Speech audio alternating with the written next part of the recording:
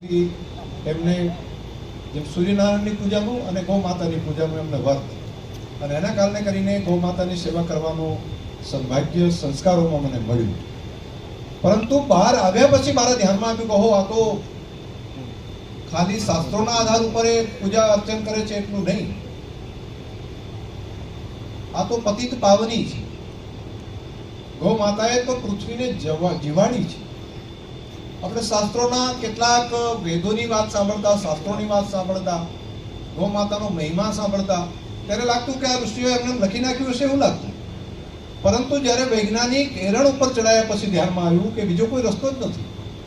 એમાં તો સાચા અર્થમાં પૃથ્વી માતાને, ધરતી માતાને, માનવતાને, જીવસૃષ્ટિને, વનસ્પતિ સહિત સજીવ સૃષ્ટિને બચાવવા માટેનું કામ એ ગૌ માતા કરે. કઈ રીતે કરે છે હું તમને, મારે હમણાં ભારતની સૌથી મોટી લેબ ડોક્ટર સાહેબ, આપણે બનાસકાંઠાની અંદર ભારતની પ્રથમ લેબ જમીનની જીવંતતા ચેક કરવા માટેની દુનિયામાં જે 3-4 લેબો છે ને એમાંની એક બનાસકાંઠામાં તરાતમાં આપણે કરી છે. અને એ લેબની અંદર હું ત્યાં ગયા પછી એના સાયન્ટિસ્ટોને મળ્યો, જર્મનના કેટલાક સાયન્ટિસ્ટોને મળ્યો, દુનિયાના અલગ અલગ લોકોને મળ્યો. એ પછી ધ્યાનમાં આવ્યું કે ધરતી આટલા વર્ષોથી, આટલી સદીઓથી આ પૃથ્વી અનાજ પેદા કરે છે, વૃક્ષો પેદા કરે છે, છોડવા પેદા કરે છે, જેના કારણે પ્રાણીઓ, પંખીઓ, મનુષ્ય બધા જીવે છે. તેને જીવાડવા પાછળ જો કોઈ હોય તો ધરતી માતાનો ખોરાક શું?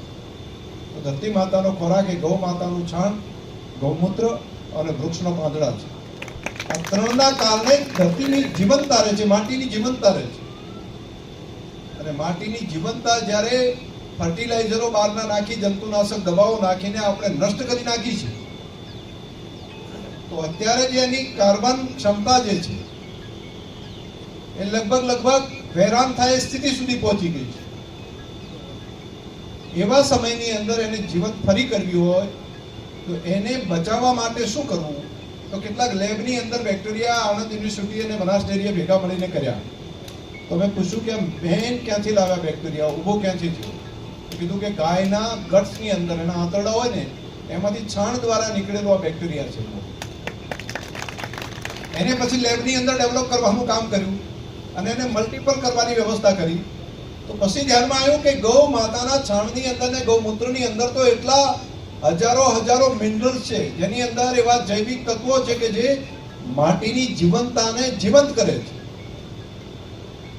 બહારથી જે ખાતર નાખીએ છીએ ખેડૂત મિત્રો, એમાં આપણે એવું સમજવાનું કે કોઈ નશો કરે તો એટલો ટાઈમ તો એનો નહોટાટ થાય, પણ એના કારણે કરીને એનો ખોરાક ના ગણાય. માણસને ખાવું તો પડે અનાજ, ખાવું તો પડે ખોરાક. ખોરાક ખાય તો એનું શરીર મજબૂત થાય. ખાલી નશો કરવાથી ટેમ્પરરી ટાઈટ થાય. તો આ જે દવા અને ખાતરો જે છે ટેમ્પરરી નશાવાળા છે. હવે ટેમ્પરરી નશો જ કરીને જો ખોરાક લે જ નહીં તો કેટલા દાડા ચાલે? તો બસ ધરતી માતાનું પણ લગભગ આવું થયું છે.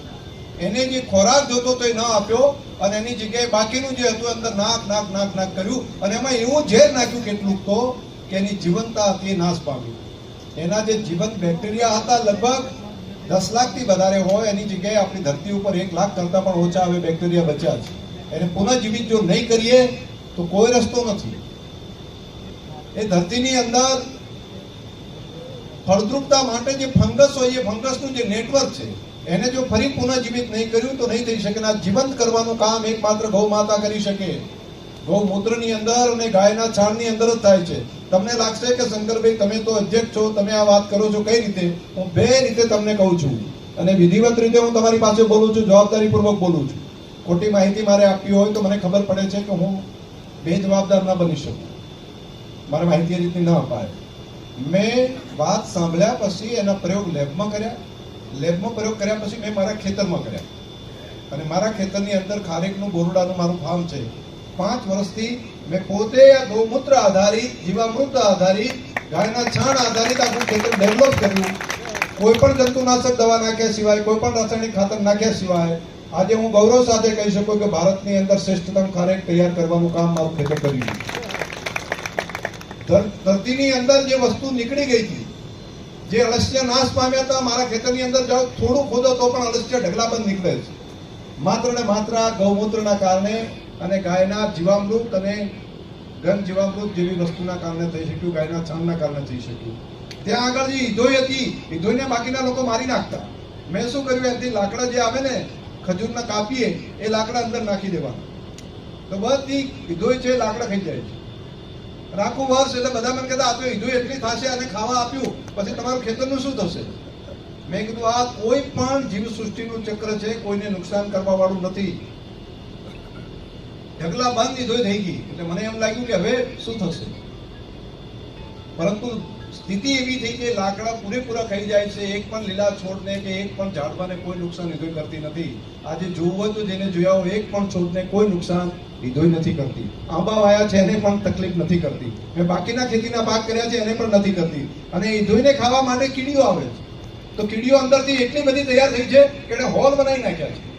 આ પહેલું વર્ષ એવું છે કે મારા ખેતરમાં ટીમ્પુ પર પાણી ભરાણું નથી 24 કલાક, નહીંતર આખું ખેતર 10 દિવસ સુધી ભરાઈ રહેતું હતું. કંઈ પણ નાખ્યા સિવાય આ ધરતી ઉપર આ થઈ શક્યું. એની અંદર બાકી હવે તો 7 નાગ દેવતાએ ભરવાનું ચાલુ કર્યું છે. રાત્રે હું ત્યાં સુધો તો મારા બધા પેલા ભાગ્યન બધા સાહેબ કે નાગ છે તમે હવે, મેં તું ખાટલો નાખી દે, હું એને હેરાન નથી કરતો, તે મને શું કામ કરશે, એની રીતે જતા રહેશે. રાતે શાંતિથી સુઈ શકાય છે, કોઈને હેરાન નથી. આગળ વધે, એક પણ ગૌ માતા રખડતી ના હોય માટે બનાસની ધરતી ઉપર 2 મોટા કામ ડોક્ટર સાહેબ થઈ રહ્યા છે. એક કામ એ છે, માણસ સ્વભાવ સ્વાર્થી છે, એને વધારે દૂધ આપતી ગૌ માતા થશે ને તો બહાર નહીં કાઢે. કેમ કે મા બાપે ઘરડા થાય ત્યારે ઘરમાં મૂકવા સુધીના પ્રયત્નો થયા છે. એટલે ગૌ માતા માટેનું પણ આપણે વિચાર કરી શકીએ છીએ કે શ્વાસ થશે ત્યાં સુધી માણસ બહાર નહીં મૂકે. ગાય જો આપણે ત્યાં 25-30 લીટર દૂધ આપતી થાય તો કોઈ બહાર નહીં મૂકે. અને આ કામને આપણે આગળ વધારવાનું ચાલુ કર્યું છે. ભારતનું પહેલું દેશી ગાય સંવર્ધન માટેનું એમ્બ્રિયો ટ્રાન્સપ્લાન્ટ ટેકનોલોજીના માધ્યમથી દર વર્ષે 10,000 જેટલી દેશી ગાય સંવર્ધન સાથેની એમ્બ્રિયો સાથેની તૈયાર થાય, એનું સંકુલ 1 વર્ષમાં ચાલુ થઈ જશે, કાર્યરત થઈ જશે. 350 કરોડના ખર્ચે ભારતનું પહેલું આવું યુનિટ આપણે ત્યાં ચાલુ કરી દીધું છે. અને આ કામ તૈયાર થાય એટલે અમે અત્યારે સાયવાલ, ઘી, કાંકરેજ, થરપારકર, રેડ સિંધી, ગંગાતીરી આ બધી ગાયોની અંદર ગૌ સંવર્ધનનું કામ ચાલુ કરી દીધું છે ઓલરેડી. એક ગાયો તો એવી આવી પણ ગઈ છે જેમાંથી એક વર્ષે એકમાંથી 50 જેટલા બચ્ચા તૈયાર થાય. એક ગાયમાંથી, સારી ગાયમાંથી 50 બચ્ચા તૈયાર થાય. એ ગાયનું અત્યારે ભેગું કરવાનું કામ પણ ચાલુ કર્યું છે. મારે ત્યાં પોતાને ત્યાં 28 લીટર દૂધ આપતી ગીર ગાય છે મારે, એ મારે ત્યાં અત્યારે મારા ખેતરમાં છે. કાંકરેજ ગાય પણ અત્યારે 24 થી 26 લીટર દૂધ આપતી કાંકરેજ ગાય પણ છે. અને આખી ગાયની એક ગૌ સંવર્ધનનું કામ એટલા મોટા પ્રમાણમાં કરીએ કે કોઈએ પણ ગાયને રખડતી ન મૂકે. અને બીજું કામ, 50% આખલા હોય છે અને 50% ગૌ થાય છે. તો સોર્ટેડ સિમેન્ટ ડોઝ જે બાકી ઘરે જે છે અને જે ડોઝ મુકાવે છે, તો એની અંદર ઘણી વખત વાસડો આવે છે, તો પછી વાસડાને ફરતા મૂકે છે નંદી મહારાજને બહાર. તો એવું ન થાય એટલા માટે કરીને સોર્ટેડ સિમેન્ટ ડોઝ અત્યાર સુધીમાં અમેરિકાની એક કંપની પાસેનો પેટર્ન હતો. 2,500 જેટલા રૂપિયા એક ડોઝના લેતા હતા. એનડીડીબી અને બનાસ ડેરીએ ભેગા થઈને મશીન ડેવલપ કર્યું છે. માત્ર 150 થી 200 રૂપિયામાં તૈયાર થઈ જશે. કામ એનું ચાલુ થઈ ગયું છે. એટલે હવેથી કરીને ડોઝ જે મુકાશે એમાં માત્ર ગાય જ આવે, તો પછી રખડતા વાસડા માટેની જે સમસ્યા છે એ માત્ર 10% જ રહે. 10% અંદર વાસડા આવશે ને 90% વાસળી આવશે. તો આના કારણે પણ બહુ મોટું કામ એક આપણે ત્યાં થશે. તો 2 કામ અમે નાનકડો એક પ્રયત્ન ડેરીના માધ્યમથી પણ કરી રહ્યા છીએ. આજના પ્રસંગે તમને બધાને હૃદયથી હા, ગોબરનું પણ કલેક્શનનું છે અને છાણમાંથી ગેસ બનાવીને 4 મોટા પંપ લગભગ 350 કરોડના ખર્ચે ગાડીઓ પણ એની અંદરથી ચાલે, કાર ચાલી રહી છે ગાયના છાણમાં, ગેસમાંથી. એ આપણી ધરતી ઉપર થઈ રહ્યું છે અને એ તો બહુ મોટું કામ, તમે મોટા ભાગના એની અંદર જાણકાર પણ છો. અને એનું ઘન જીવામૃત